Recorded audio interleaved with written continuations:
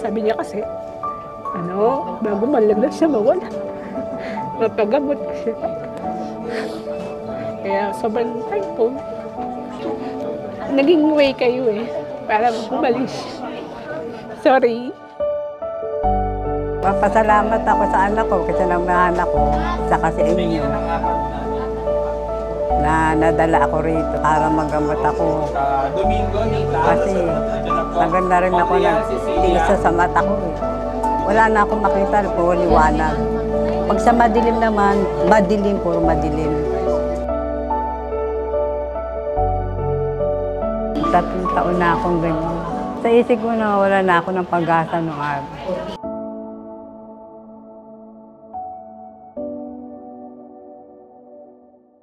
Binigyan ako ng malinaw na mata para makita ko lahat ng tao. Hindi na ako nagmumukmuk sa bahay.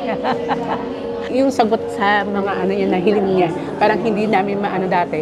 Ngayon, na-resolve na. Kasi nandyan kayo. Yung happiness na kailangan niya pa na hanggat nabubuhay pa, naibigay ko. Sarap lang ng feeling. Okay na. Okay na siya.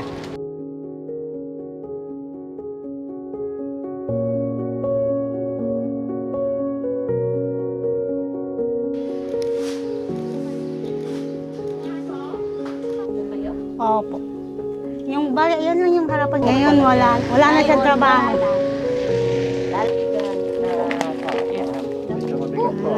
Marami pong salamat sa inyo.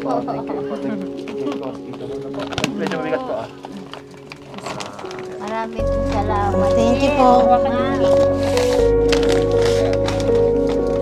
Parang anino lang hindi ko maano. Kaya sabi ko, ba't kaya nagkagano ng mata ko? Ang daming maano ng sakit sa mata pa. Hindi naman natin kayang pisin makiting. Magulang natin na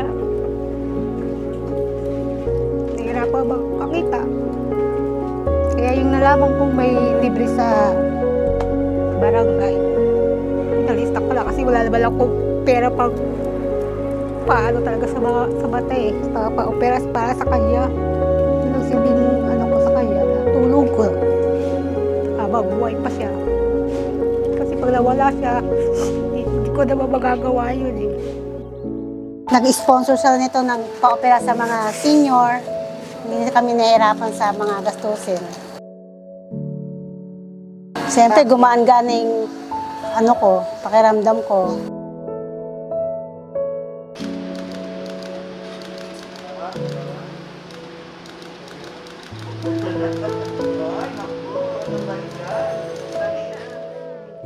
Nakakita na ang mata ko. Salamat. Maraming salamat.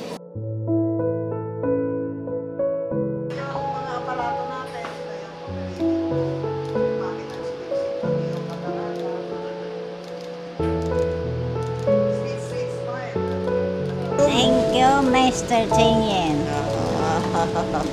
Dati ba, anong nakikita nyo? Dati? Hindi ko malabo kasi. Makakita yon. O ngayon, anong nakikita mo ngayon? Taon na.